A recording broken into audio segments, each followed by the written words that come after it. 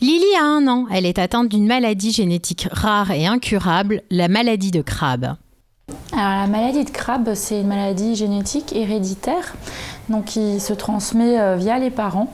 Donc mon mari et moi, on est chacun porteurs d'un allèle. Et donc on a transmis chacun un allèle à notre fille qui a fait un gène complet. Et donc ce gène est complètement malade. Donc il ne produit pas une enzyme qui s'appelle le lysosome. Et cette enzyme a pour vocation de nettoyer les cellules. Dans certains pays, en fait, on dépiste certaines maladies rares automatiquement, comme chez nous, un peu la trisomie 21 ou les trisomies.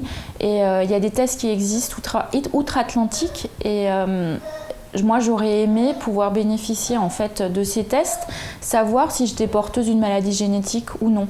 Ça nous aurait permis en fait, déjà d'avoir connaissance qu'on soit porteur du gène Crabbe, du gène CAL qui est la maladie de Crabbe, et peut-être éviter beaucoup de souffrance. Les parents sont en lien avec l'association Une lueur d'espoir pour Aidan. Les membres sont des familles dans la même situation. Cette association leur a recommandé de mettre en place une diète spéciale. Elle leur a aussi fourni un caisson hyperbare. Des dispositifs qui permettent de limiter les souffrances de Lily et de réduire sa prise de médicaments. Alex et Caroline doivent faire face à des dépenses conséquentes. Caroline a arrêté de travailler. Aucune crèche n'est en mesure d'accueillir Lily et leur maison nécessite des aménagements. La salle de bain, c'était la prochaine chose sur la shopping list, mais on ne l'avait pas prévu aussi vite puisque dans nos plans, Lily était en bonne santé, elle pouvait se tenir assise et du coup sa baignoire sur pied aurait très bien convenu. Et donc là, voilà, il nous faudrait on voudrait aménager donc la salle de bain avec une baignoire pour son confort parce qu'elle aime beaucoup l'eau.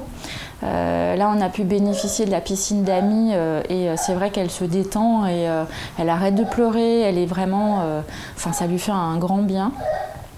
Et ce qu'il nous faudrait également, avec la diète, jusqu'à présent, on n'a pas eu besoin vraiment de robots. Donc on va acheter un robot également.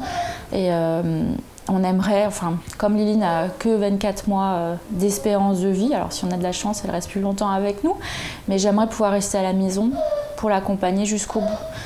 Caroline a créé une page Facebook, Lily, où elle explique le quotidien de sa fille. En apprenant cette histoire, les associations d'Ilsenheim ont voulu se mobiliser pour les aider. Différentes actions ont été mises en place, comme la distribution de flyers dans le village ou encore la vente de bonbons. Mais les associations ne s'arrêtent pas là. Elles organisent aussi un grand rassemblement le 12 octobre. On va faire une action au terrain de foot où on donne la possibilité aux gens de faire un tour de terrain en marchant ou en courant pour que ce soit ouvert à tout le monde et de verser 1 euro par tour effectué. Ou plus, bien sûr, avec une petite restauration, une petite buvette, etc. Et tout le bénéfice sera reversé pour Lily, quoi. Même si on ne court pas, même si on ne marche pas, on peut venir juste manger, boire un coup, et voilà, participer, se sentir concerné.